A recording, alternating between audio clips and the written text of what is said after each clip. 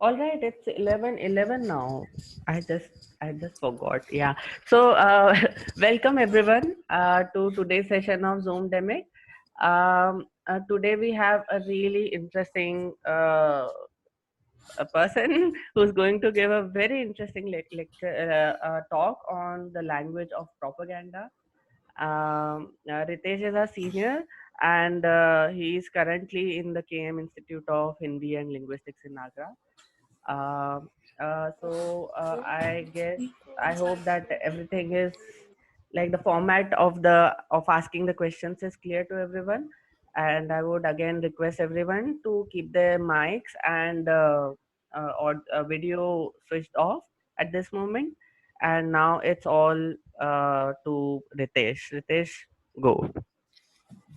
Okay, hi everyone, good morning, and thanks Vyom, and thanks everybody at the center for organizing this. It has been a really interesting journey since the beginning. So I think I've been there for each of the talks. Maybe, yeah, I think I didn't miss a single one of them. So I hope that it would be as interesting as the other ones, but probably this will be. And again, I hope that it would be easier for the beginning students to understand. So it's more of a storytelling than a real technical talk on linguistics. So yeah, so I'll begin the story with the image that you see on the right hand side of the screen. That's an image that's generated by an organization called that's based in Qatar. So Qatar Computing Research Institute. They are working a lot on propaganda, and so mainly automatic identification of propaganda. And I owe a lot of the things that I would say here to them. So discussions with some of those people working in that project there. And also, so it's kind of they started at about the same time that I started looking at it, and they were the first people who seemed to be interested in this. So it's an acknowledgement to them as well. Thanks to them, and we'll come to all of those things that you see in that word art out there. Okay, so let's start with the puzzle. So I was initially, when I got this invitation, I was told that there has to be a puzzle which for which we need to have a solution at the end. So I'll start with the puzzle, and probably I don't have a solution to this, but I'll see that some of you will have the solution to that. Also, there may not be the solution to the puzzle. So there's not one single answer to this that you'll get. Okay. So look at these two pictures, posters, memes, whatever you want to call them. So the one on the left side is released by my university around, say, 2 weeks ago. And this was for the students of the university. So this was kind of instruction for the students. So stay home, wash hands often. Also, you could see that those couple of things are smaller in font, white in color. The other two, keep a safe distance and learn online through university portal. Those are red in color. So that was meant to be a information poster. And the one on the right, it sort of became viral some time ago at the beginning of so when it all started in India at that point of time towards the end of the March. So uh, and different versions of this exist. So the text remains the same, the photographs may differ. So hunger virus killed 8,000 children a day, and you got a vaccine for that. But you don't see that in media. Do you know why? Because hunger doesn't kill the rich. So that's kind of, it also generated some kind of discussion in a lot of places. And yeah, so just keep these two in mind, and you'd see both of these relates to the recent crisis on about the pandemic, COVID, and we'll be talking a lot about that pandemic in the talk. So okay, so what's the puzzle? It's simple, and it's kind of overwhelming, so it's an MCQ. So you have to choose the correct answer from these options. The one on the left side is part of a propaganda. You have to uh, give your own opinion on this. And the one on the right side is a propaganda. Both are, or neither of those are. Right. So Vyom, now is the time to share the first link that I sent you. And Yeah, Ritesh, I was not able to copy the links okay, from your chat window. just give me So a that's minute. yeah. Either you can email me and then I can share them, or you Just can give me share a them. minute. All right, all right. Yeah, I'm trying. Sorry for that. No, no, it's okay. It's fine. It's Yeah. fine. It's fine. It's fine. Let's hope it works. Me sharing it. Yeah. So, Yeah, right. So, uh, I don't know how it would generally. I'd wait for half a minute for people to click and just select the answer to that puzzle. yeah. I don't want people to type into the chat the answer to that, because uh, All right. that would probably introduce a bias. So, uh, Sure, sure. Yes, you won't be able to click on the link, but you can copy it and then paste it on your browser and then use it. so no, Gopal says they can't copy as well. Oh yeah. Oh yes.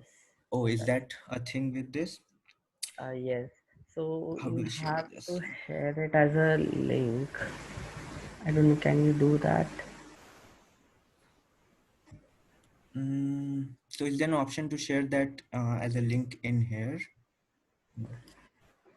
If you can turn it into a tiny URL, we can just quickly type it out in our window as well. Okay, that makes it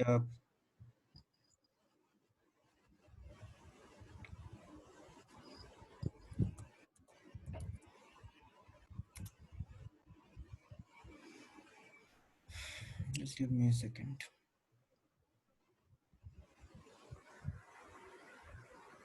So, of the many issues that we are facing with Zoom, Yeah, this so is that also one of the issues. um so there is an option to View, raise your hand, uh, but it's not for Yeah, yeah, yep. the other thing we can do is you can email it to the, Ritesh can directly exactly. email it to the Zoom Google group, the Zoomdemic Google group. And Yeah, a lot of people will get it, and the rest we can just figure out right now. Yeah. If Okay, I someone shares just their email ID, we will do that. I'm sharing the tiny URL if that works, all right. and I'll also mail it in the.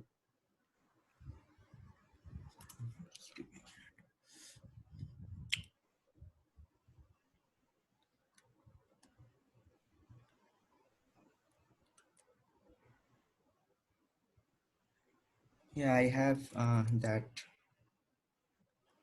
Yeah,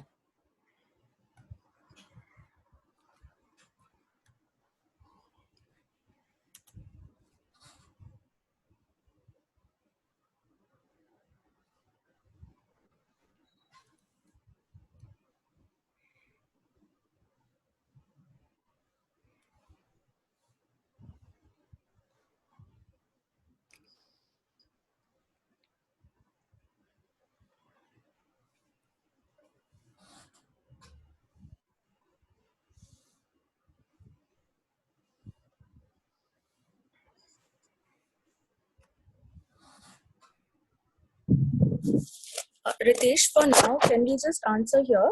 Do we have to do it on the forms itself? Yeah, so I don't want so I think that will introduce a bias and probably Okay. so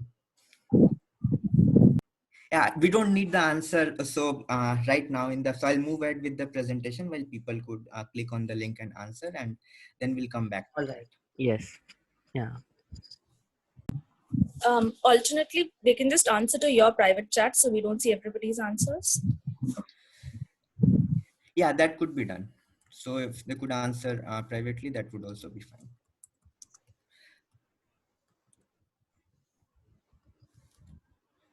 But the only advantage with this would be that I would be able to show you a consolidated number at the end of it. Yeah.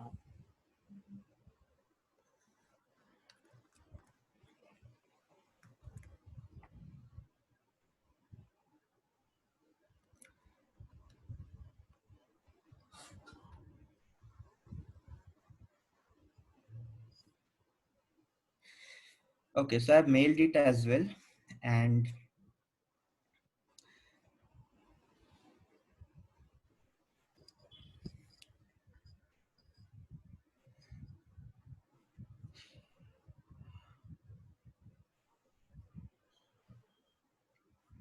let's see, let's go back to the presentation then.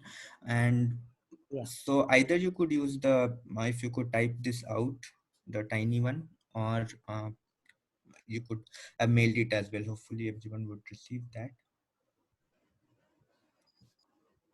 Yeah. All right, let's come back to the presentation then. So this there is one more mm, uh, link later in the presentation.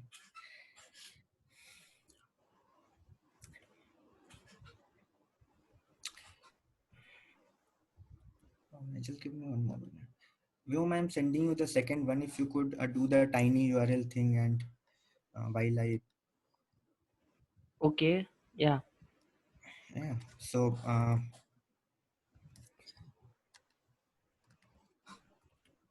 Have you sent it on the Zoomdemic group?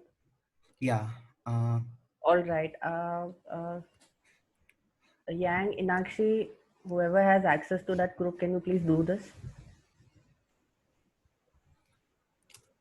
I think everyone got the email if you're on the mailing list. Oh, yeah, okay. no, no. The Yeah. second one I We just got it. sent in the chat. Yeah, I'm sharing the tiny URL for the first one on the chat. You've sent that already. I just saw Yes, Ritesh. yes, yes. Yeah, yeah. I'll just share it in a bit. So no, there is another link which will come say 10 minutes later, and I want the tiny thing to be ready for that. Okay, So okay. I just sent that to Vyom. Vyom, you could send it to anyone personally that who could do it. And Yes. okay, okay. We won't On the send it chat. over. We won't email it to me. Yeah, the thing is that I can't copy it right from the chat window. That is the Oh, problem. Yes. So anything in so the chat can't be copied. So Ritesh, just email it to Zoomdemic. yes, exactly. So then Yeah. we will just make tiny URLs out of that and then right. so I'm sending it to Vyom's ID. Uh-huh. Okay, then he Vyom, your email. whenever he's ready. Okay, yeah. Uh, Okay. uh, wait, I'll type it. Wait. So just let me know if you have received it or not. I send my email Yeah, to you. Yeah. that's the I had this. All right.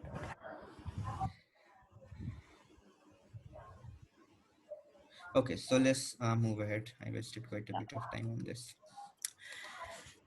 Okay, I'm sorry for the break, and probably at the end of it, you will realize it was not that important. Anyway, so let's move ahead with this. Now, of course, all of us will have one or the other answer for this. Now, I'll give you a hint if you are not able to figure out, or if you think that how could we do this, or if you are confused. So if you don't need it, you don't need to see it. But if you think, then let's take a look at two other posters which are not related to COVID at all. The first one on your left is an advertisement for buying your first home today, and the second one in the on the right is about celebrating your special day.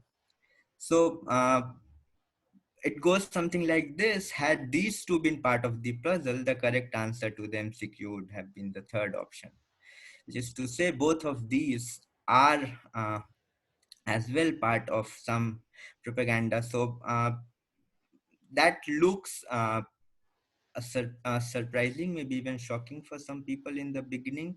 So how an advertisement for buying your first home is propaganda. So it just goes something like this, that these two have become so ingrained and these have become such successful propaganda that now nobody could even realize or recognize that what they're looking at are some kind of propaganda, right? So that's the hint, because so you could probably think a little beyond the obvious and see how the answers come in. Okay, now well, I did try to fit it into an MCQ. I couldn't, unfortunately. So I belong to that probably old generation that is not used to the MCQ part of it. So then there is an explanation part. So if you have chosen an option, you need to explain your answer. You don't have a place to write that in the form, and you don't have to write an explanation right now, but you could explain your answer to yourself. So for now, and we could use that in the discussion part. So after the presentation, so we could talk about some of your explanations and see how you approached in recognizing this, right? The So the two questions to look at is what you're looking at in the two posters, are they part of a propaganda or they have parts of propaganda? So that's not a very big distinction, but yeah, so basically the same things. You have to give an explanation. Now, so once you have done that, and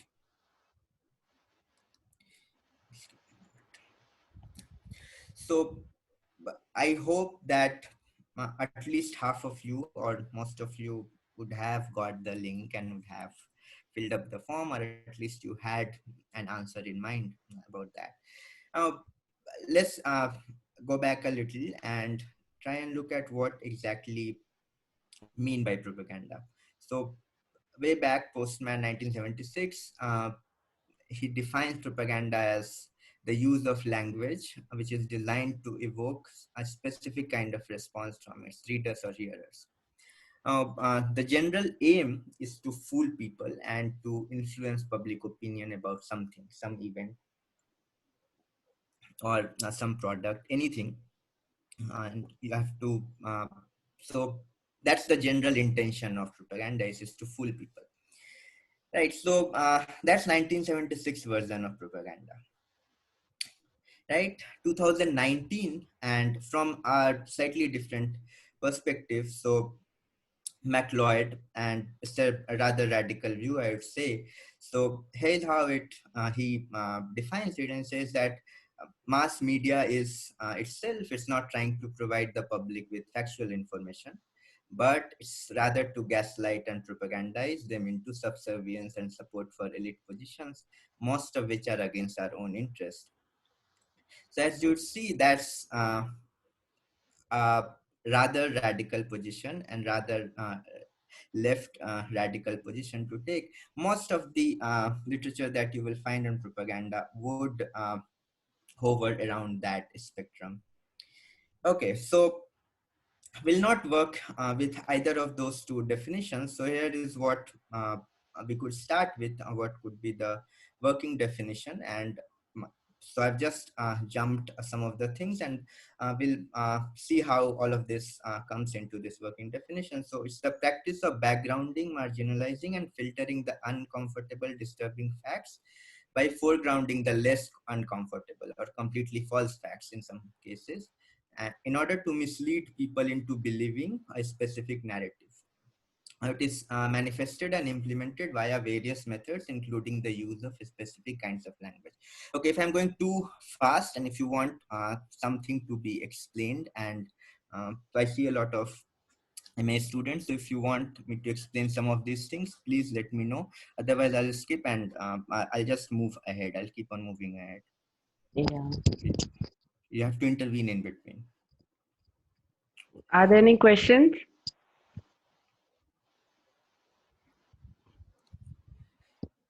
Yeah, okay, I'll explain some of this, not all of So this. Inakshi has a question. Yeah. Ritesh, this definition, I was just wondering if it could also be the other way around, where you sometimes foreground the uncomfortable and uh, try to, portray a specific narrative that might not. I mean, I'm just wondering if it can also be taken the other way around. So yeah, I'll hold on to the answer to that. We'll come to that point. Okay. Okay. So we'll move through different things and we'll come to that points. I also have a question. Yeah. So when you're talking about, it's kind of on the same lines, but when you look at the war propaganda, it's Mhm. exactly putting forward the uncomfortable facts in front of us.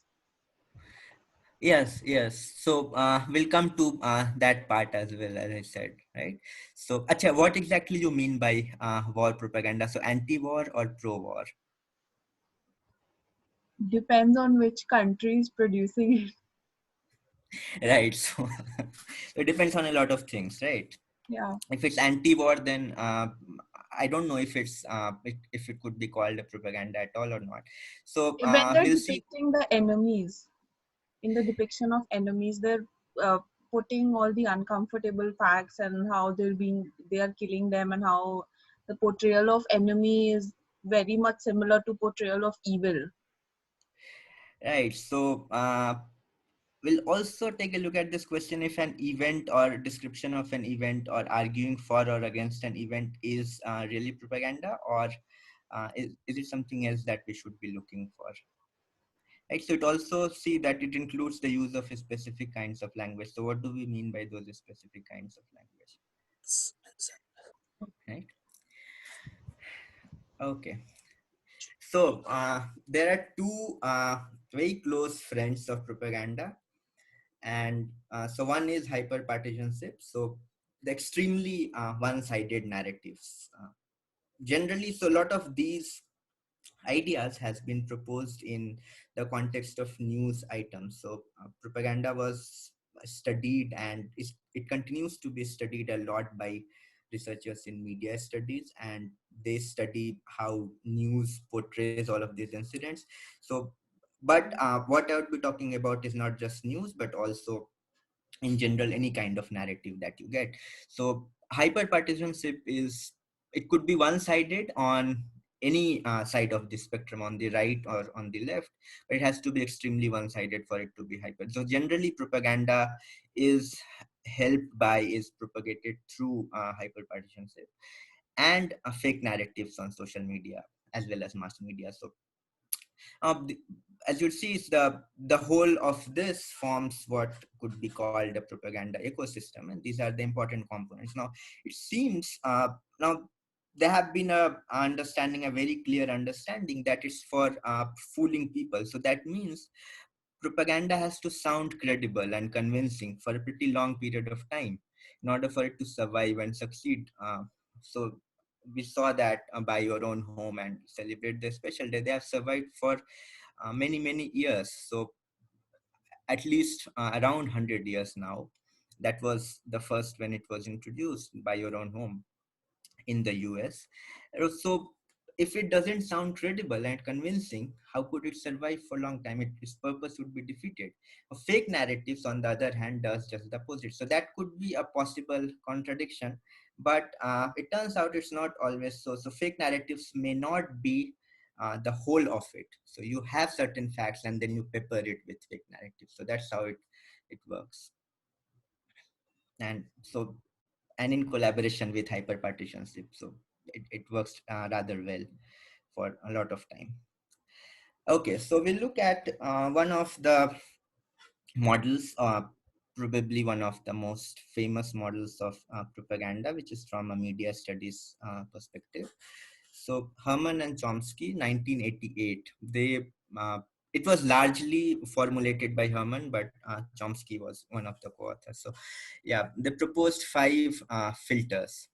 This was not about how it's expressed or how propaganda is you know is played out through language, but how is it that it works out in the background. So there are five filters that they propose, and that they propose that all of the events that makes it to the TV screen or to your newspaper, all the events, mainly TV screen, because newspaper has a much larger canvas, much more many pages, so they could uh, write about lot of things, but TV screens limited time, limited space. So they go through these five filters. Zollman modified this for internet and social media as well. It turns out that most all of these filters work for social media as well, even though people would say that it's much more democratic. It turns out it's not really that democratic. Now, so it's actually gives you the basis and operations of what amount to propaganda campaigns.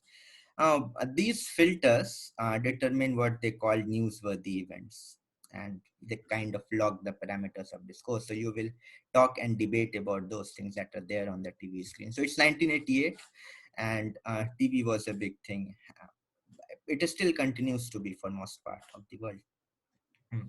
So here's the five filters. The first one is size or ownership, what they call size or ownership filter.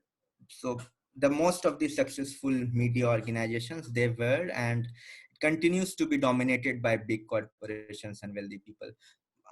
But in some places, government also owns the media, and that's the first. So depending on who is the owner and who is running those organizations, certain kinds of news will make it to the TV screen, others won't make it to the TV screen. Advertising or funding, so that's related to ownership kind of, but slightly different in the sense that large part of revenue is generated by the advertisements, and obviously we know that people from middle class or from lower class, they won't be the one giving the advertisements. So it's again, the advertisements are given by big, so they don't own the media per se, but they are the advertisers. So if you cannot really publish things which directly hurt the interest of your advertisers. Sourcing,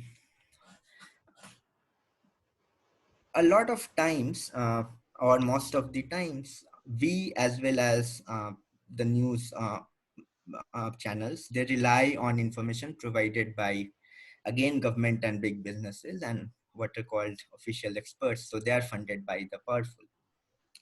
And this is one uh, uh, filter which works more so on social media than on legacy media. So on legacy media, you still have reporters working in the field. At least you hope that there are reporters working in the field, and they rely on first-hand primary data from the field, not on the data provided by the government or big businesses.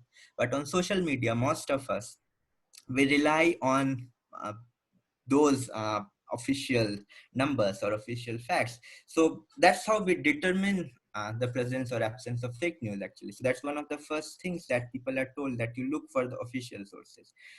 You take a look at the COVID number of cases. So nobody is going and counting in the hospitals. So how many in each hospital are admitted, how many are, diagnosed with uh, COVID. And so we are relying on those numbers. We look on the web and we look for Ministry of Health Affairs, or we look for WHO numbers.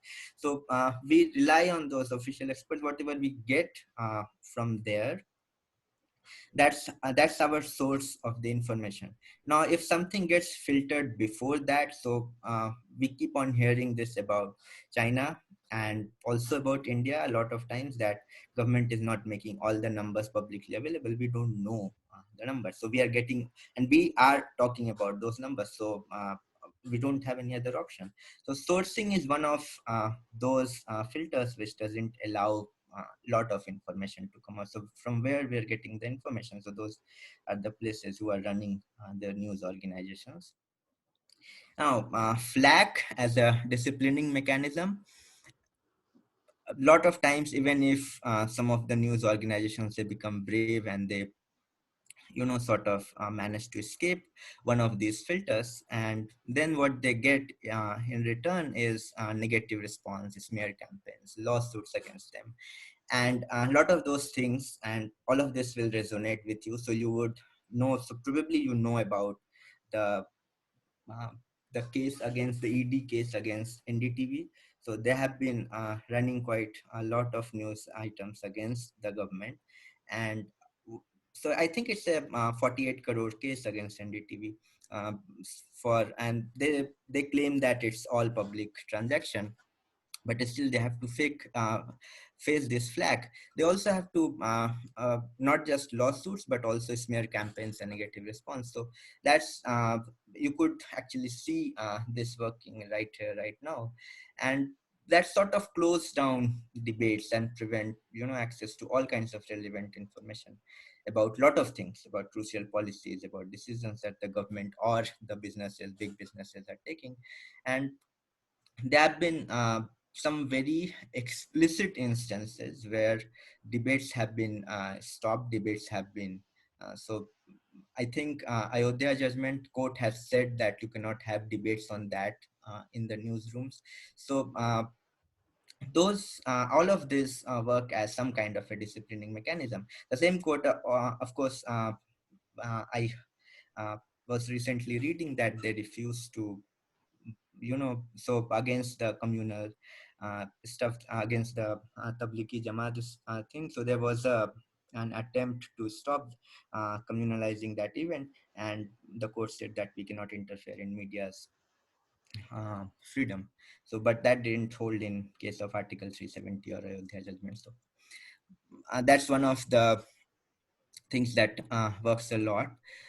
The last one is ideology. So the one who is presenting news to you, the organizations, of course, and a Uh, lot of other places. Ritesh, Agniba, Yeah. sorry to interrupt, Ritesh, but Yeah. Agniba has a sort of a question. He's Mm-hmm. asking, isn't the definition looking at propaganda in one-dimensional way? Sometimes propaganda can foreground the uncomfortable as well. As in theater, it is used by many thespians as a weapon of political propaganda, a weapon to arise consciousness amongst general public about the impropers going on in the society. I must say it is a practice prevalent in the theater performed by IPTA, a left-oriented culture group. Yes, we'll come to that. So yeah, I said that. Yeah, Uh, right. it's So been long. we'll move and we'll make a case for that. That it's not just about. So also I remember that that's that working definition and this model it really focuses a lot on how things work in the news channels, right? So I should have mentioned that in the Okay. beginning. So it's Yeah. proposed Agniva, do you want to speak up, or has Ritesh answered your question?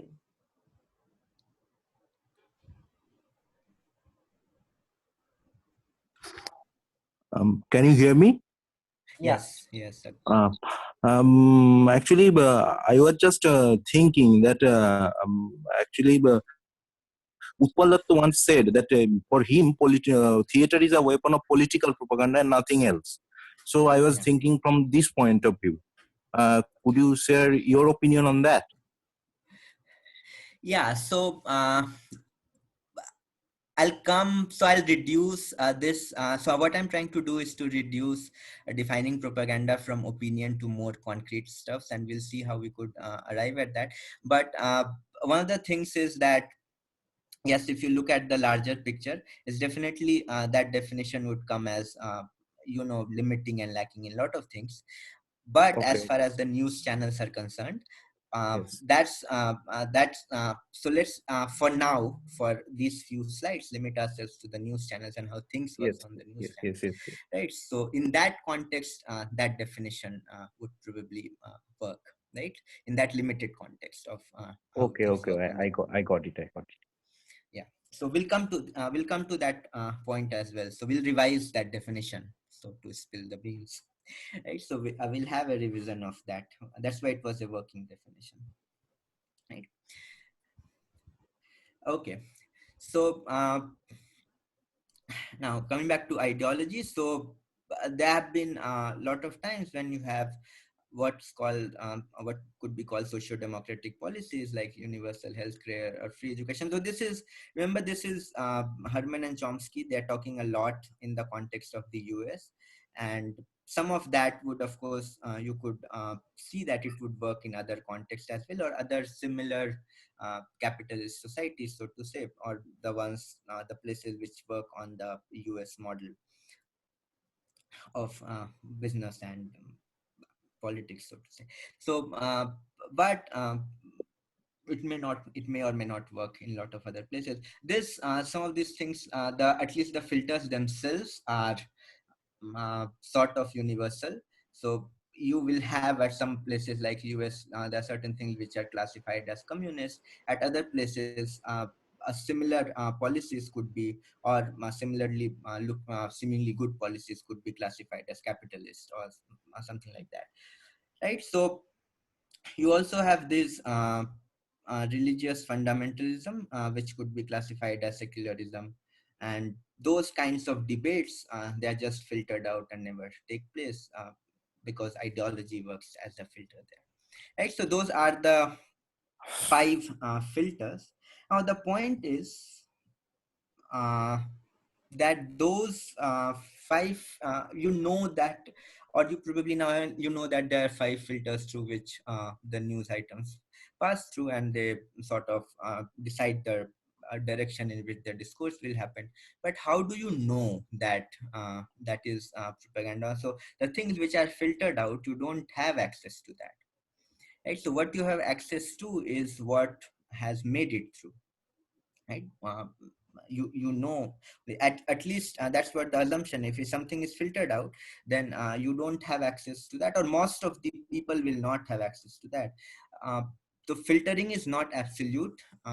You would still get some of those news items some tucked in some smaller newspapers or somewhere, but not everybody goes through those. So most of the people, for most of the people, those things which are filtered out, they don't have access to any of that, right? So now how do we test whether something which has coming out is propaganda or not? uh, so there is, it has been proposed that probably language could be one of the ways, one of the most accessible way of testing for propaganda. So you don't know the underlying objectives, but probably if you look at the language, you could see what they are trying to do through the language. It turns out that filtering out is just not sufficient. So that's one part of the story. The other part of the story is to stop you from uh, even thinking the other parts of so the other part of the story which has been filtered out. So now that would be done through language. So here is a hypothesis which sort of that's how probably things happen. So it's, we could propose that any propagandist language would make extensive use of those discourse structures which are enregistered for evoking strong sentiments.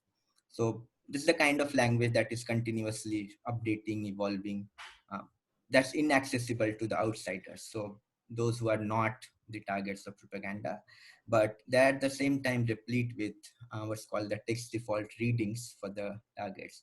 So this makes the language of propaganda effective in local contexts, but inaccessible outside of the target context. So in your society or in your group, which you could see as propaganda, which would affect you. So not see as propaganda. So if you see it as propaganda, then the whole uh, charade is gone. So it's no longer propaganda. So it's like it will affect you emotionally, and but that emotional effect will not be accessible outside of that target context, right? So just one of the most recent example is, and so it's not yet said, but you could look at the evolution of the word Jamati in the current context. So till a few weeks ago, Jamati would probably not have meant a lot of things to most of the people in this country, right? So, and but I went through this enregisterment process, or it didn't went, so it's continuously undergoing, and the possibility of its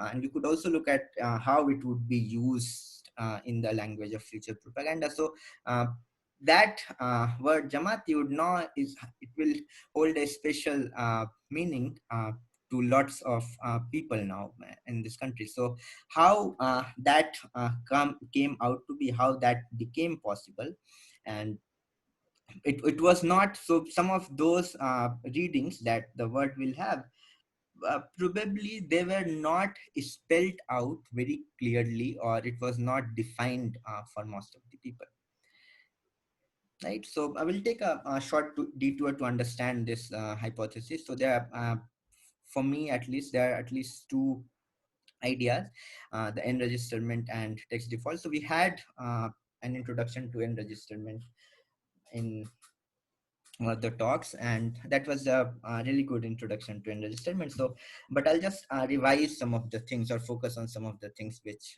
would become useful in our analysis.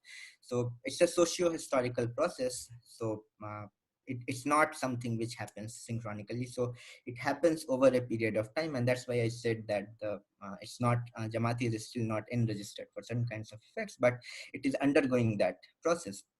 Now it's a process in which one register formation comes to be distinguished from other modes of activity, and they are endowed with a specific performable values. So there are things which could be performed. So it's just the process by which register comes through. But remember, register here, it doesn't really mean the broad registers that we are used to reading in the introductory textbooks. So registers could be hundreds of things, right? So it's the uh, it's all of those practices as well as social personae, which so it's a collection of those different forms which are indexical of different kinds of practices. So Okay. for Ritesh, example, yeah, sorry to interrupt. yeah, Saurav Ranjan has a question. yes, Uh, he says that Noam Chomsky and Ed Herman in manufacturing consent developed an influential version of the dominant ideology in the form of a propaganda model. Those five yeah, filters through which the news and political coverage are distorted by the structures of media itself. Do you think yeah. that the propaganda model can subvert democracy, and if yes, to what extent? So propaganda model as in the one that was so I didn't understand. So propaganda model itself, or propaganda will subvert democracy? I think he's referring to the propaganda model as has Well, been described by Chomsky and Herman. um, well, I would say that's a very loaded question. I don't have an answer to that question. I'm sorry. Right. Okay, So I couldn't say that yes, and I couldn't say no. I would say that I don't know. I okay. haven't I looked at. hope Saurav that answers your question. That If doesn't not, answer the question, but yeah, I sort of took a tangential turn out of that question. all right. Yeah. Okay. Yeah, So Ritesh, you can please carry on. Yes. yeah, also I would rather say Herman and Chomsky. Chomsky and Herman sort of that's not very okay. So let's not get into that. I would just like to, because this is a very a talk which has many facets apart from the linguistic a portion of Yeah, it. So I would request everyone to have these more intense and more faceted questions at the end of the talk. Rather, we could focus on the linguistic elements that are being discussed right now. Let's keep it that way, shall we? Because these questions can go into a long discourse then, right? So, yeah, a yeah, very long one. please, Ritesh. Yeah, please go on. Okay, so uh, um, okay, so back to enregisterment. So that's the process which leads to the formation and evolution of these different forms that are indexical of these different kinds of practices. So practices could be things like politeness, aggression, non-reflexivity. So any of those linguistic discursive practices that we talk about, so the things that we use in the discourse, so it could be indexical of those different practices as well as those of social personae. So things like a sports commentator or member of upper class. So there is I'm just what I'm trying to say is that there is no limit, or there is no, you cannot list it out to these social personae or these practices. Also the process, remember that it's a process. So it's not really that you have these forms that have become indexical and then that's the end of it. No, it continuously undergoes evolution, so historically. So which means that it needs to be sustained, these forms and what they are indexical of, this needs to be sustained through a system through which these forms, they are circulated throughout the society via different means. So face-to-face communication could be one mean, but also any kind of communication. So on social media, written communication, or if we take say things like newspapers or magazines or written discourse as some kind of one-way communication. So it could be sustained and it could evolve through any of these forms of communication. And that also means that, say, for people who don't watch news channels and who have not come across the word, or who doesn't watch uh, the who doesn't want news channels, doesn't read newspapers, so they would probably not have come across the word Jamati. And you could know so probably not in our country, but outside of our country, most of the people would not watch those.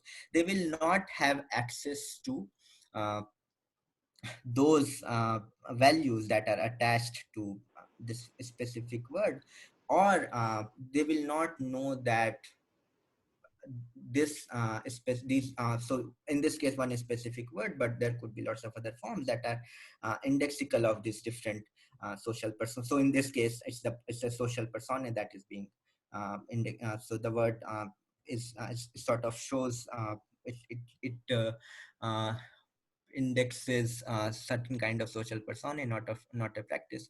But they would not know about this if they have not, they have not accessed this specific reading of that particular word. So uh, that's like that's why the circulation is uneven. So it's not that if it gets unregistered, so certain forms get unregistered for uh, certain practices or person, everybody will have access to that. No, they will not have access to that.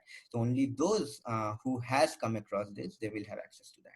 Now the related idea is that of text default. So all of these personae or practices. So practices that we are talking about, they are conveyed. They are regularly conveyed by some of those forms, right?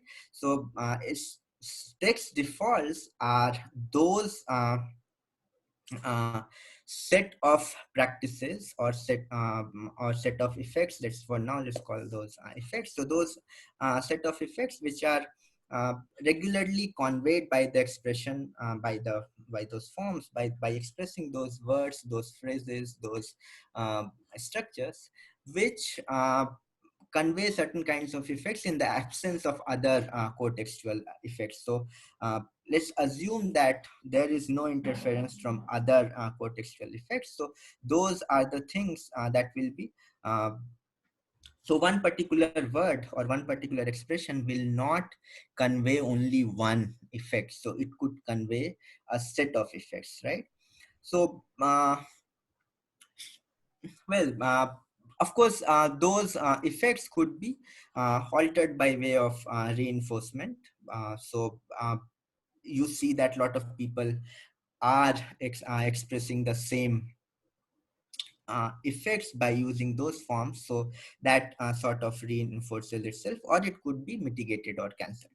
So if it occurs with those expressions, that produces non-congruent effects. So this uh, looks very close to one of the ideas that we have uh, studied a lot in pragmatics. So listeners, they would decode these effects through generalized conversational implicatures.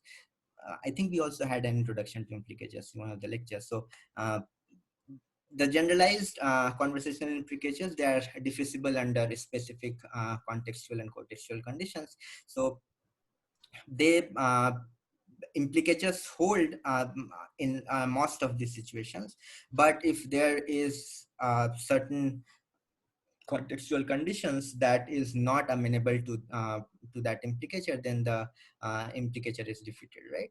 So one of the examples that could probably explain this idea is that of honorificity. So if you have honorific markers on certain verbs, one of the um, text default effect of that would be honor, or honorific is the one of the text default effects, right? So you would, if you are using honorificity, you would assume that you are giving honor to somebody. So the listener would decode that, will get that. So you don't have to really say that I honor you, right? So you just use that honorific marker, and the listeners would decode honorificity, which is text default effect for that particular. So it could be honorific word, or it could be honorific markers as well, the morphology. Now, however, if you have certain conditions, uh, oh, I'm so sorry. So if you have certain conditions where you are you're not required to use, so I'm just giving a very prototypical instance where you are not required to use honorific marker, and still you use that honorific marker. So say in um, so if you are not supposed to use it with your friends, for example, or with intimates, and you still, so that depends, that's language specific. I would not say in every language that's the case. And honorific is one of those things which a lot of different things have been clubbed together and called honorific. So across languages their uses vary a lot. So in certain language you are not supposed to use honorific, you cannot use honorifics with your uh, with the person you are intimate with, right? And then you end up using those honorifics with intimates. So then in that situation, the original implicature that was of honoring the person or giving respect to the person, that no longer holds. The listener will not decode it as a marker of respect. It will be decoded as a marker of uh, probably non intimacy or loss of intimacy. Also the fact that there could be hundreds of other implicatures then that the person could decode, and that will depend on other contextual conditions. It could be anger, it could be some kind of stuff that could happen, right? So in general situation, without any of these mitigating effects, you will get that particular reading, which is part of the text default reading of that specific form, right? So now that's the idea of text default. Now if you come back to this definition, so what we're trying to say is that propagandist language, it makes use of those forms, those structures which evoke the strong sentiments, right? So that's the text default reading of those discourse structures. That doesn't mean that it will always hold. It may it is diffusible, but most of the times, without intervention of any other uh,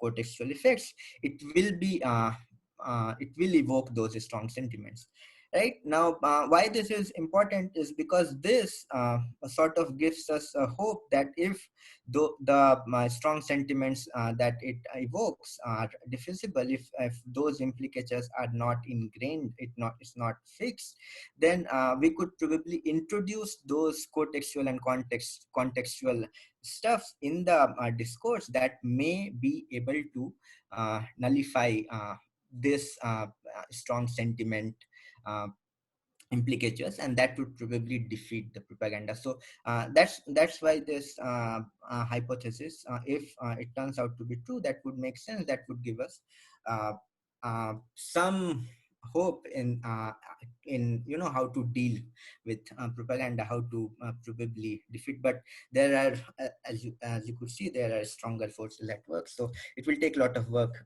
for doing that, but we could probably have a way of doing that. Right. Now, so what the first step is, of course, to understand what are those different specific kinds of forms that generate those strong sentiments. So what is generally used? What are those devices that is used for propaganda? So uh, there have been lots of different uh, typologies of these devices. So there have been 7 devices that was initially proposed, then it came to 11.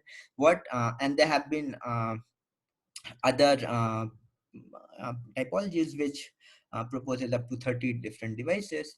What I'll be talking about is one of the recent ones, and also the one that the photograph that we talked about in the beginning. So this is the reference to that. It was published last November.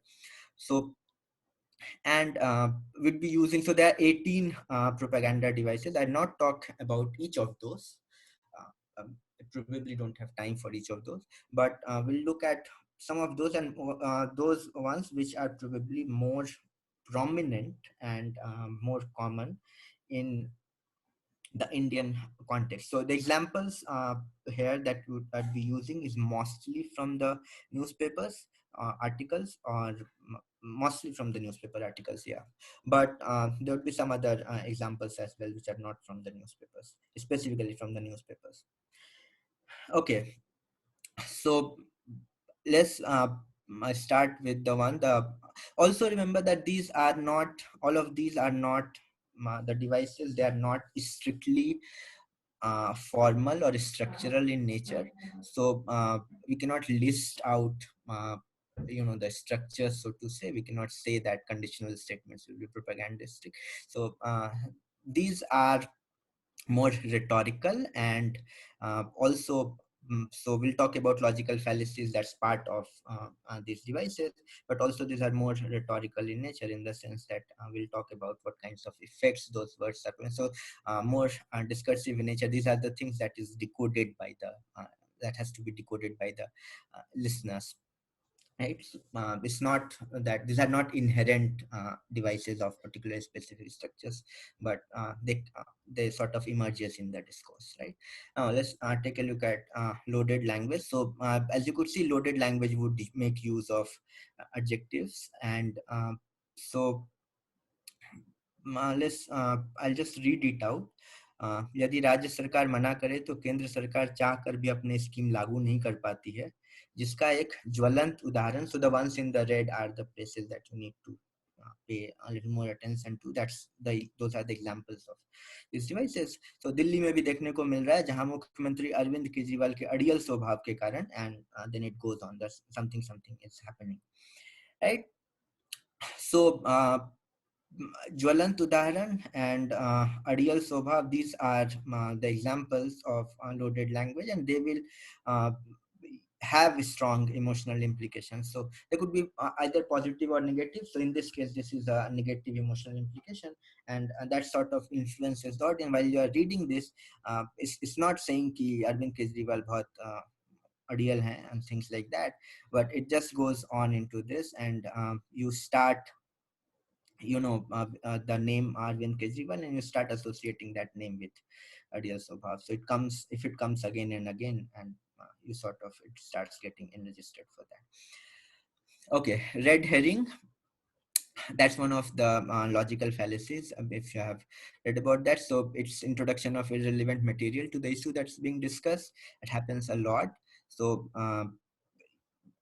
things like that. You may claim that the death penalty is an ineffective deterrent against crime, but what about the victims of crime? How do you think surviving family members feel when they see the man who murdered their son kept in prison at their expense? You get a lot of these red herrings, and it goes just unnoticed, and people are like, yeah, it seems logical. Actually, it's a logical fallacy. It doesn't seem logical. So we are talking about death penalty, not about the victims of crime. So that's kind of irrelevant material. So there is a different place to talk about the victims of crime, and there are different ways that we do try and support victims of crime, right? So it's not so the law itself is meant to serve some kind of justice for victims of crime, but when we are talking about one specific punishment for committing a crime, introducing ideas about victims of crime is just irrelevant material for that issue at that point of time, right? So that would not seem a great thing to do. Okay, what aboutism? So hypocrisy, you charge your opponent with hypocrisy and you don't disapprove their arguments. And I'm sure there'll be better examples of this, and this is what uh, I got. So Congress, this is about Article 370. So Congress प्रवक्ता ने कहा कि अनुच्छेद 370 पर उनकी party. So okay, those of you who don't understand Hindi, please, there is a translation in English. I'm not reading both of that. I'm sorry about that. But if you want me to explain some of these in English, please do let me know. I'll do that in English as well. Okay. So this is about the argument that Congress gave. लेकिन हम भाजपा सरकार द्वारा उसे खत्म करने के तरीके पर प्रश्न चिन्ह लगा रहे हैं. Right now, so we have so they had objection on the way it was implemented. Then there is this whole question about what they did earlier, right? So the news item here, it's not, or the editorial, so to say, the opinion piece, it's not talking about so what the more logical, or probably the more non-propagandistic way of dealing with this or going ahead with this would have been to talk more about the methods that was used by the current government and why that is considered objectionable by the other party. But it instead it goes back to their stand on this and how they were taking away the constitutional rights of Kashmiris and things like that. So, which is an altogether different matter. So, not altogether. So, it's not like it's completely unrelated, but it's not relevant to the present position. Or also, you are trying to. So, even if they didn't do it, the question is what they are. The questions that they are raising at this point of time, are those questions relevant or not? So you are discrediting that position not by giving some logical or factual argument, but by charging them with hypocrisy and saying that you didn't do any better, so we will also not do any better. Right. Causal oversimplification. So you assume a single cause or reason when there are actually multiple causes for an issue. And so President Trump has been in office for a month and gas prices have been skyrocketing. So that's because of President Trump. Also in the first example we had this, if we go back to that. So the reason for the oversimplification here is that because of Kejriwal's stand, Delhi and the whole of UP, Haryana, and Punjab also they have to face the air pollution. So it might contribute to that, but that may not be the sole reason. So that's when you have a gamut of reasons, a whole set of reasons for certain things happening, and there could be lots of events or people who might be responsible for something happening. You just oversimplify it and say that this one particular specific person or event is responsible for all of that. Happens a lot of times. Causal oversimplification, not just in news, but these are the kinds of things that people use a lot of times in any kind of argument anywhere on social media, in person as well. Okay, name calling or labeling, that's probably a very simple one to understand. So you just label the object of propaganda as something which the target audience will fear, will hate, will find undesirable, all or the opposite one. So it's not just the negative one. So they could something which they love, they praise, you could label someone that as well. So a lot of those things, liberal brigade is just one of those. So bhugs that people we use, that's another of name calling or labeling device that have been used by people. Okay, appeal to authority.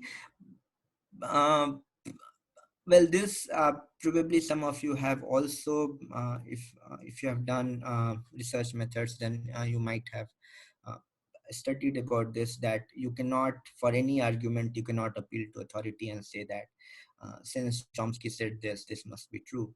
So you have to give an argument for that.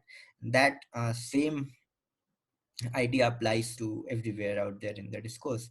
So somebody who is considered a valid authority or expert, if that person is stating that a claim is true, then that doesn't make that claim true, right? So you have to give other supporting evidence, other supporting arguments for doing that, for making that true, right? Flag waving, again, is something which has come to the fore a lot in the discourse, the current discourse in the country. So you play on these strong national feelings, or not just national feelings, but it could be racial, it could be gender, political preference, a lot of those things. So any of those groups, and to justify or promote an action or idea. So if you look at the example, and so let's start. So there's some issue, right? And you will find these statements for any of, for a large number of issues. So हालांकि PM Modi के नेतृत्व में अब भारत ऐसे किसी भी गलती को दोहराने के पक्ष में नहीं है, पीएम मोदी इस डील को लेकर इंडिया फर्स्ट की नीति पर काम कर रहे हैं. So you are not giving any concrete evidence, concrete arguments on what are the disadvantages of doing this, why it was a mistake. And you're just saying कि भारत ऐसी गलती नहीं करेगा और हमारा इंडिया फर्स्ट का things है. So you keep on bringing the nation here. So and remember, it will not be nation every time. So it could be a lot of things, lot of other groups that people belong to. So, and you just give this false pride, and you play on those strong feelings. So and to promote your propaganda, and you could just keep on repeating that and playing that strong feeling without saying why something is good or why something is bad. So you don't give arguments for that, right? Appeal to fear. You start building support for an idea by instilling anxiety, panic in the population towards an alternative.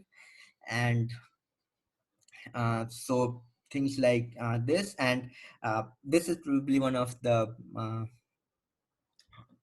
you know really not that prominent example, but you'll see this a lot when we would keep on, there would be things like अगर उनकी सरकार आती है तो वो ऐसा करेंगे वैसा करेंगे, and things like that. So it's more about so the whole idea is you give figures, you give numbers, or you give arguments that this is what has happened. That's one part of one way of doing it. But when you keep on saying कि वो वैसा करेंगे और वो so I've heard people saying that अगर कांग्रेस की सरकार आती है तो so yeah, what was the thing? Hindu khatre mein chale jayega, and things like that. So also the other, yeah. Ritesh, sorry to Mm. interrupt. So Aisha has a question. Is an output of enregisterment the creation of names to call? So do we get the creation of an unregistered lexicon? No, I didn't get. So the voice broke. Okay, I didn't get the full question. Can you repeat, Vyom, please? Uh, is an output of enregister meant the creation of names to be called. So do we get the creation of an unregistered lexicon? Was I clear now? I'll just read it. It's just breaking. Just give me a minute. I'm trying to Oh, open oh, the. okay. Aisha, could you unmute yourself and ask the question? Hi, Ritesh. So my question was, Hi. so there's a connection. So if you're looking at the process of enregistrement, and but Mhm. you also get like what we call informally the troll register, and you raise another device. I was wondering whether the devices are actually all connected together, so that you really use from an unregistered a process of enregistrement, jihadi, whatever, all those words like lip dart, secular, etc. So what Mhm. you also, and then these are the names that are then called because they Mhm. invoke both the process and the intended meaning. So I was wondering whether do we get a lexicon created, so how do these devices work together? Because this list is, one which doesn't see a linguistic process aside from the thematic content of language. But I was wondering Yeah. whether maybe we can break it further. Yes.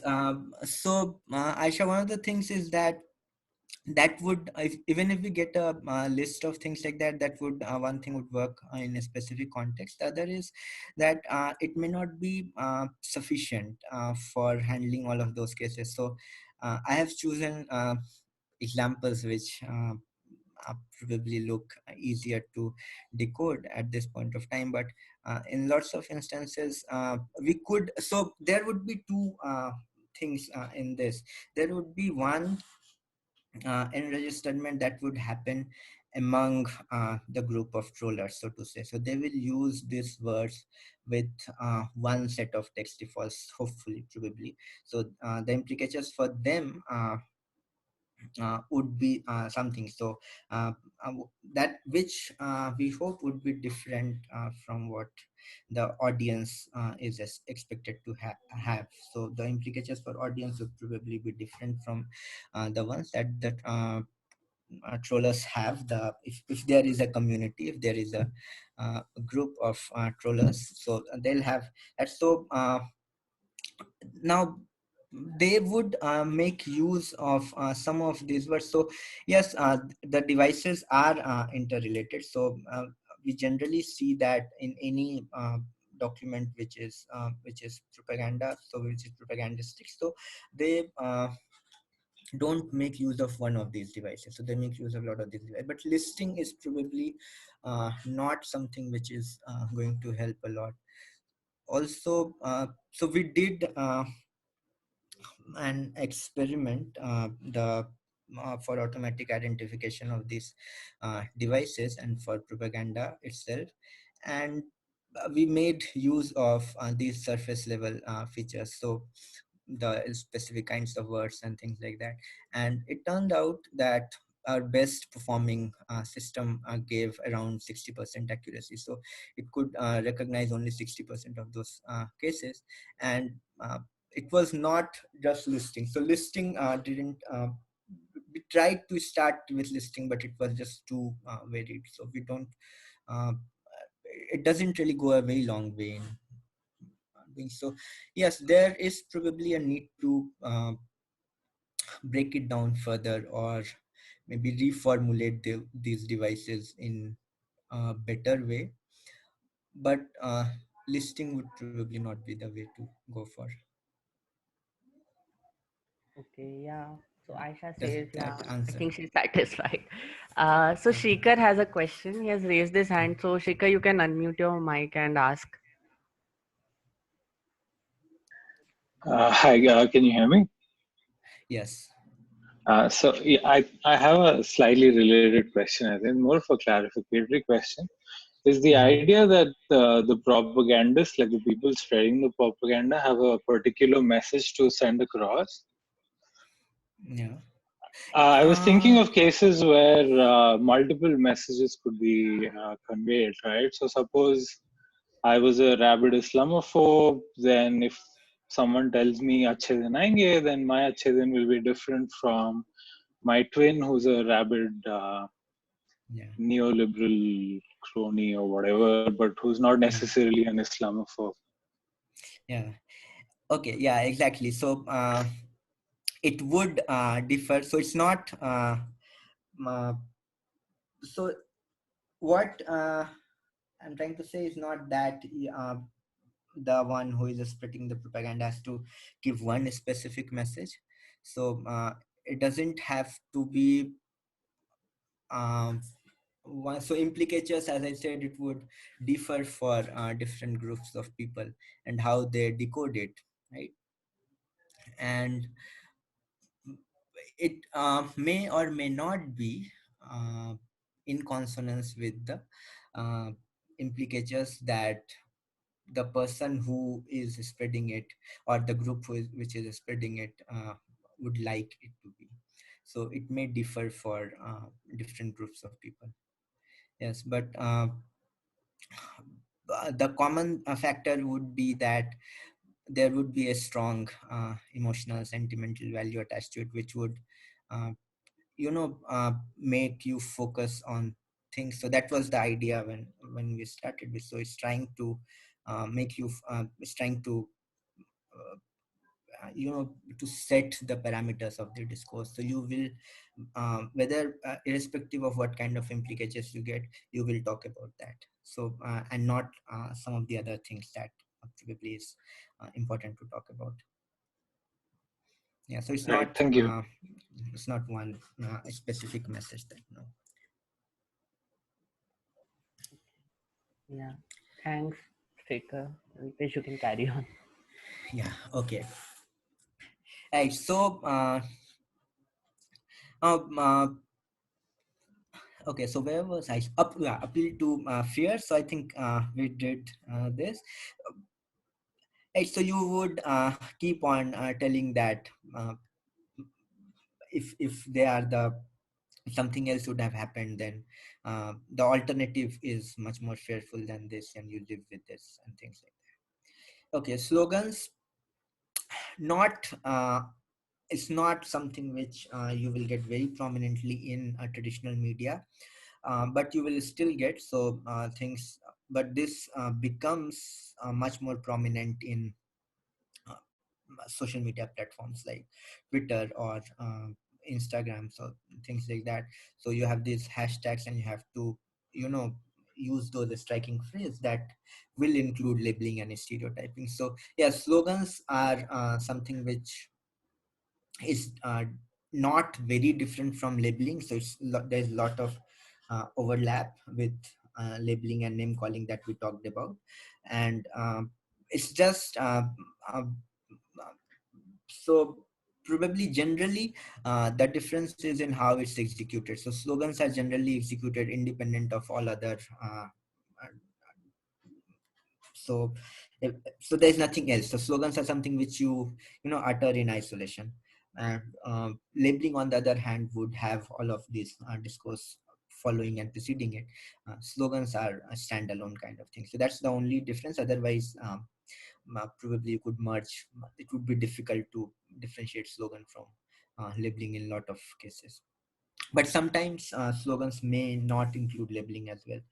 uh, okay, so now there's this whole list, and you would find there are some overlaps, and let's just say we are working on those overlaps. So for example, the slogan and labeling thing, we are still debating whether there should be two different uh, devices, or they should be merged into one. And of course there's this whole list. So don't consider it as a definitive list, and don't consider it as set in stone. So uh, though there was a paper published on including this list, but it could undergo a change, right? So uh, intentional vagueness, confusion, using words which are deliberately not clear. I'll not give example for each of these, but you could figure out examples for some of these at least. Okay, black and white fallacy, or dictatorship, where you present two alternative options as the only possibilities. So when in fact more possibilities exist. Right? So during elections, Modi versus who, and so that was clear black and white fallacy. A sociological fallacy, exaggeration, uh, or the counterpart would be minimization. So you represent something as in an excessive manner, and how is this different from a loaded language that we talked about in the beginning? So that's again something which we are debating about that. Doubt, you question the credibility of someone or something. That's a very, that looks very so so that would probably make everywhere where you express a doubt as a propaganda. That's not true. So you could actually uh, question the credibility of someone or something. But in an so this relates to, I forgot the name of that other one. um, yeah, whataboutism.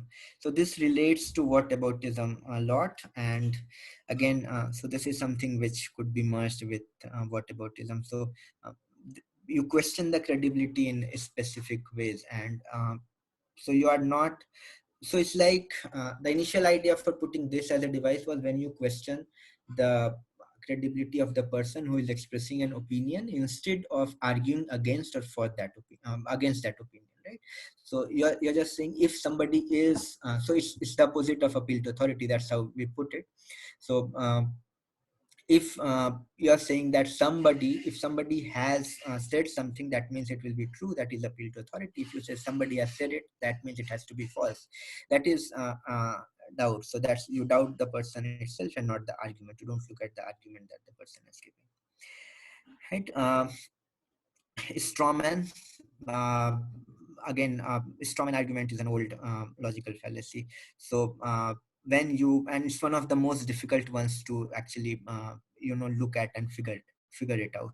So when an opponent's proposition is substituted with a similar one, which is then refuted in place of the original proposition. So uh, so one of the examples that we came across, not in a newspaper because there is no argument. So I think there was some argument on one of the Facebook pages or something, which the US Facebook pages. So there was this argument about existence of God, and there was a scientist who said that I don't believe in God. And then the other person who said, so that means you believe that the universe has just has formed itself, and everything is accidental. There is no design to it, and all of those different kinds of things. And then that person started justifying how this looks so uh, you know uh, it's not, it doesn't look accidental, even science accepts this and that. So the person was not saying all of that, right? In the first place, he simply said that he doesn't believe in the existence of an entity like God. He didn't say that uh, I believe in that this is not systematic, or universe came to be by itself. So those were not the kind of things that the person originally said, but it was sort of put into his mouth. And these arguments were very similar to, looks very similar, right? So most of the people who will not believe in God, they will also believe in the fact that the universe came by itself, right? So but still the person didn't say that. So that's the kind of argument which is a straw man argument. So this other person never refuted his position, so never said that God exists or not exists. So he put words in his mouth, different related words, and then said that, yeah, this is what you said. And so that's a straw man argument. And that's that has turned out to be very, very difficult to be identified in lots of situations. Okay. The thought terminating cliche, uh, anything that discourages critical thought and meaningful discussion about a given topic.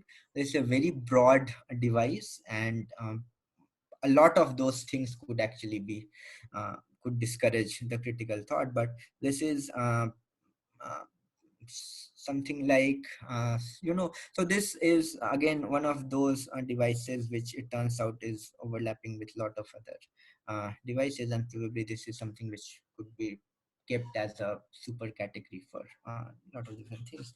And so anything where you say that, oh, is so if you ask somebody clearly who said this, and you say somebody Ravish Kumar said this, oh, then it's useless to talk about this, right? So that's a thought terminating cliche. So you just discourage any kind of critical thought on whatever the person has said, both in accepting as well as rejecting. So it's not just acceptance but also rejection of this.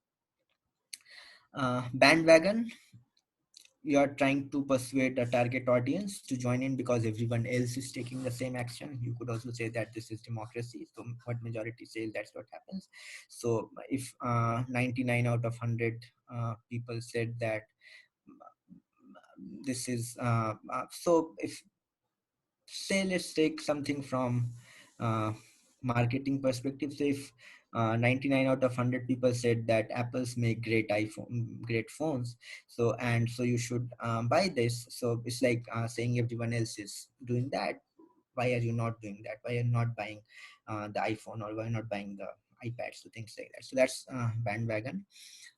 This is used a lot in advertising, but also sometimes in uh, media and other kinds of arguments. So it's right. Okay, so then you try, and you could also you know so very similar to bandwagon, where you persuade an audience to approve or disapprove of an idea by saying that it is popular with groups hated in contempt, or uh, so generally to disapprove an action. So you could say that this was idea which is very similar to what Nazis would say, right? So you're trying to persuade somebody to disapprove of that particular action because this sounds similar to Nazis. It may or may not, but that's what you're trying to say. So you're trying to uh, reduce that idea to the to that of a group which is hated by the target audience.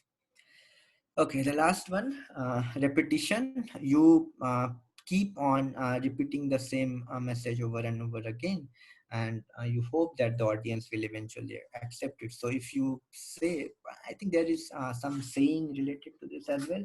So if you say something which is wrong 1,000 times, then that becomes right, right? So something which is non-existent, that will actually come into existence by repetition. So this is commonly used. This the same message is played over and over again, and that also so happened with the Tablighi Jamaat case. So you kept on repeating this message over and over again, that they are the ones who are spreading the virus, and so that sort of everybody then started eventually accepting this, right? So again, this repetition doesn't really fit into most of these other devices, right? So most of these other devices, they work, they are sort of self self-sustainable devices. Repetition, you will need to look through time, through a longer period of time, and see that whether it's repeated again and again or not.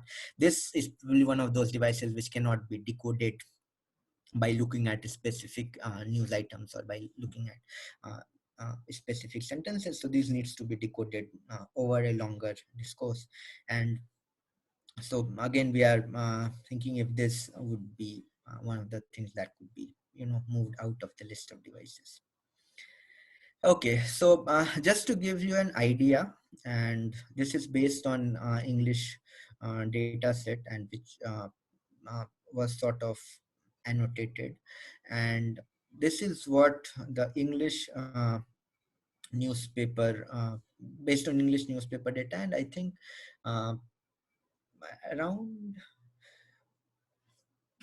this was 400 articles or something like that. This is based on not a very huge amount of data. It's, as you could see, it's very difficult to annotate the data set with this many devices and overlapping ones. So but it turns out around 39% of that had some kind of use of some kind of uh, some kind of propaganda device, that's to say. And okay, so this was the share of these different devices, I've not listed all of that here. So it turned out कि labeling and name calling appeal to fear, flag waving, causal oversimplification. These were some of the biggest contributors to, uh, these were the biggest devices that were used in the English newspapers. And I think, and I strongly believe that these numbers will actually differ a lot across different regions and different societies and different uh, newspapers. So this should not be taken as representative of India or representative of, say, English newspapers in India. So this is English newspapers from the US, and that's what we got. So we are still working on the Indian newspapers, and we don't really have a data to show for that. But these will differ. So there would be different kinds of uh, devices that would be used in the Indian ones. Also, we would probably merge some of those, and the numbers would actually change ultimately. Right? But just to give you an idea, so name calling and labeling is one of the biggest devices used in the English newspapers in the US. All right, so that was uh, the background that we had. And so if we are now, if we come back to the original puzzle that we started with, so can we decide by looking at those two posters whether one or both of them or none of them are a part of propaganda? So we have our model, the propaganda model, and we have our uh, devices. So can we now solve, instead of guessing, can we actually so saying just propaganda, not propaganda, based on our opinion, can we use this set of devices to see and work out if we that is propaganda or not? So yes, we can look at the language, and we could test whether, so we could see if some of those devices are being used or not in the puzzle. So okay, so you did make those uh, that filled up the form, hopefully at least some of you. And if you want to change your answer, there is a link to a new uh, a new form. And so Vyom, that's you could, if you have Yeah, the that has tiny been or the, shared as well. The second link has been shared as well. okay, that's great. So you could Yeah. now go to the second one and uh, try and fill that up. If you want to change your answer, if you don't want to change, you could or you could not use. It's up to you to fill it up or not. Okay, so now let's uh, move ahead with this. So yes, we so the answer was yes, but it turns out that it may still be difficult without a knowledge of the complete discourse around both of those, right? So we probably need more data to solve the puzzle. It's very difficult to do it in isolation, just to look at that and try and solve it, right? Okay, so here's the data, and remember that this data is also filtered. So we tried looking at the origins of that hunger virus meme, and this is where we landed up. So this is a GoFundMe, this is a website for raising funds and for a lot of different issues. And this is not generally this is not used by organizations a lot, but they have their own way of raising the funds.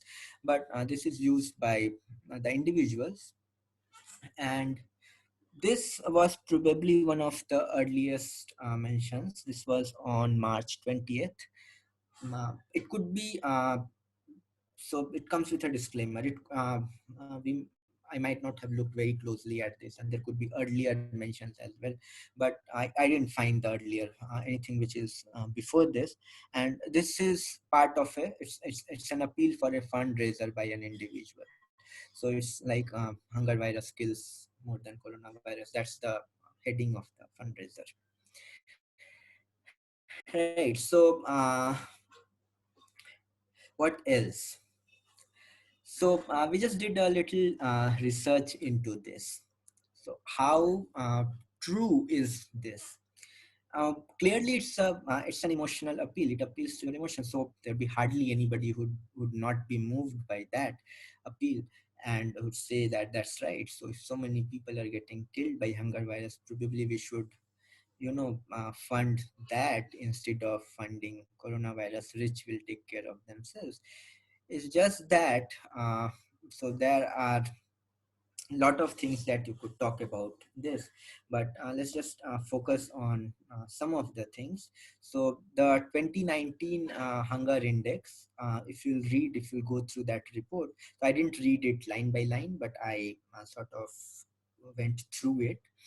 And so there was some of these there are a couple of facts which is encouraging. So but also it raises alarming pictures. So one of this is this map. So the ones in the green, uh, it says that the problem of hunger is low, that the dark greens ones, or the light greens ones, which says that it's moderate, right?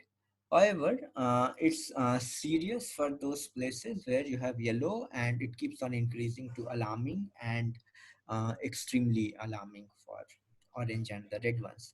So the bad thing is that there are still red reasons and yellow and orange reasons. The good thing is that those reasons are actually decreasing. So death by hunger is actually decreasing every year. That's what the report says.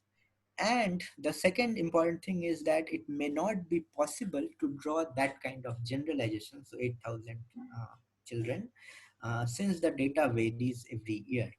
So it's not consistent, right? And there have been lots of attempts at doing that, and but that actually you cannot really bring it down to figures like that, so 8,000 people. Now you could also look at some of those propaganda devices, so that it has used red herring, loaded language, causal oversimplification. So it kills the rich, uh, it doesn't kill the rich, that's why no one pays attention to it. Actually there are lots of efforts towards eradicating hunger across the world. So there are lots of organizations, there are lots of people, individuals working towards that. It's not that nobody pays. Yes, you don't see a lot of that in media, and uh, so it probably, I don't know. So there could be lots of arguments against that why it's not there in media, right? But Uh, Ritesh, yeah, Sakshi has a question. yes. In terms of building computational models for categorization, is there work which summarizes things on a continuous scale? For example, not propaganda, low propaganda, medium, high, based on how many propaganda devices are being used simultaneously? No, nothing till now. So we have the one. So you could the only work that I know of is Propi, the QCR, I think, that we know, and that does it on propaganda, non-propaganda. But there are a couple of other works as well, and there is no continuous class or regression. So generally that's called regression. So there is no such system that have done, but it won't be very difficult thing to do generally. So I'll just give a peek into how this classification tasks are done. So generally we arrive at these regression numbers, and then we decide on the class based on that. So it won't be difficult to do that, but it will be difficult to draw the boundaries in the numbers. So how many devices would be low and how many devices would be medium? So those are the kinds of questions that we probably want to avoid. At this point of time, it's really strict. So even if there is one device, it's termed propaganda. That's how it works, the system that we have. Right. Okay. So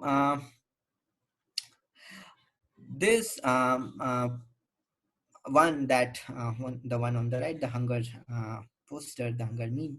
So that turns out to have a lot of propaganda devices. Now let's look at the other one. So other ones, you have a lot of these alternate realities for COVID-19. Remember, so the things that it says is stay at home and do use a university online portal for studying and wash your hands and things like that. So we have these different alternate realities. So everyone may not have a home to stay in. That's the uh, first thing. There are other facts, for example, about related to online learning, so which has its own set of issues and may not work in a lot of context, right? Now, the second factor, however, also it remains that this has been, so both of these things has actually been flagged in the media. I would not say very prominently, but definitely intermittently. So they're not really something which has been filtered out. So if you look at uh, the newspapers, at least, so TV channels are really not a good place to look for in India at this point of time. They have failed even in propaganda. So why they have failed is because they are no longer able to fool people. So everybody's kind of knows that they are just useless channels. So as long as you keep that pretense of credibility, you could run a successful propaganda. The moment you lose that pretense, you cannot even run a propaganda. So TV channels are probably not the place to look for some of those things. But newspapers, if you look at these headlines, these are from some of the biggest newspapers, and I've taken only the English ones, but some of the Hindi newspapers have also flagged these issues, raised these issues. So the top one is from Times of India, and there is News 18. I think one of these is from Hindustan Times as well. And so all of these things about digital device and how this is not really good. And I think we also now have, so there was a UGC committee to decide on whether online examinations and all of this stuff will work or not. There have been news that that committee is also not really appreciative of this fact. So they are aware, we could at least assume that they are aware of this digital device that the country is facing. So we cannot say that those are completely out of uh, the discourse. And also we don't see any of those propaganda devices in the poster. The poster is meant, and it's the target audience is the students, right? So and so it makes certain assumptions. It does make assumptions, but probably it may not be, we will not be very confident in calling that propaganda. So Ritesh, yeah. I think this is a good point to ask a question. So Anjali basically has a question where Yes. she is saying that do you identify gaslighting as a propaganda device separate from the ones that you have mentioned earlier, or is it a generic term for use of any such device? Yeah, we would use that as a generic term. We will not use it as a separate device, so to say. So because All right, gaslighting could be done in a lot of different ways. But probably right now we put it parallel to propaganda, all sort of. right, yeah, okay.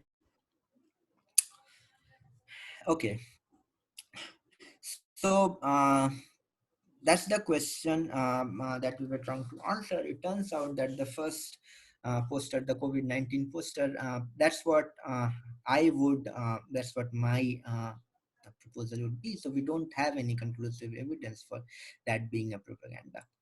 Right. The second one, the hunger poster, it looks like propaganda. There is multiple propaganda devices that have been used, probably one or two which I might have missed mentioning there. So now that would mean that we would require reframing parts of our working definition. So all of those questions in the beginning about uncomfortable positions being foregrounded. So that was the poster, that the meme that sort of did exactly that. And it seems to present kind of a misleading picture, making us believe in a particular narrative, but what is trying to background is not very obvious. So here's the modified definition of propaganda. I couldn't come up with one liner, unfortunately, but the whole slide is the definition. So that part is still there. So you background, marginalize, and filter out the uncomfortable, disturbing facts by foregrounding the less uncomfortable or completely false facts. Or it could be foregrounding the uncomfortable, they could be false or true facts, by resorting to unnecessary comparison with other uncomfortable facts, right? So that's how you, so the and then of course it's to the motive remains the same, so it's to mislead people into believing a specific narrative. You don't give a chance, or you don't give an option to people to decide for themselves. That's the ideal situation that we are aiming at, right? So you give all the options to people and let them decide for themselves. So when you are making a decision and you are telling people that this is how you should decide, that's when the problem, and that's probably the thing where propaganda kicks in, right? So it is of course manifested and implemented via various methods, and language is specific kinds of language is one of those methods. So this should be kept in mind, that it doesn't, it cannot really decide on it, or you cannot really focus too much on language and say that only language is the thing that decides. But in a lot of cases, you could actually look at the language and uh, see that how it's being implemented through language. Now, of course, these specific kinds of language will include those which are enregistered for evoking those specific highly emotional reaction, and they kind of generate those different conversational implicatures. So that's how it pans out. That's how it works in the society. Okay. We also started with a propaganda model that said that big businesses or governments indulge in propaganda, right? So remember when we were talking about Herman and Chomsky's model, so we sort of said that it's decided by those big businesses. So if that's true, if we assume that to be true, then how is this hunger poster or propaganda? So I didn't find a link to any of the big businesses or governments to this. So can we say then that propaganda devices may be employed in places where it is not actually propaganda? So well, I would not argue for that, especially when there are multiple propaganda devices at work. So these are strong indicators for propaganda. And um, if you have done constituency tests, so consider these devices as something like constituency test, where if you pass one constituency test, it may or may not be a constituent. If you fail a test, that also doesn't mean that it's not there. But if you are passing multiple constituency tests, that would mean that you are a constituent. So it's something like that. So if you have multiple propaganda devices, you are the number of devices, the more likely it has to be a propaganda. So how do we then deal with this? My argument would be for a graded, we call a graded propaganda model. So where the most prototypical and sustained instances of propaganda are handled by and run by the big powerful organizations, and less powerful the body, the less sustained propaganda campaign becomes. So you could see that in this hunger poster. So it sort of went viral at that point of time, but there was no big money and big organizations to back it up, and slowly it kind of died its own. It didn't happen that everybody suddenly was promoting that invest in fund the those are pay money for removing, eradicating the hunger and not for COVID. So that didn't come about. So it died its own death very quickly because it was the campaign was not backed by those powerful organizations.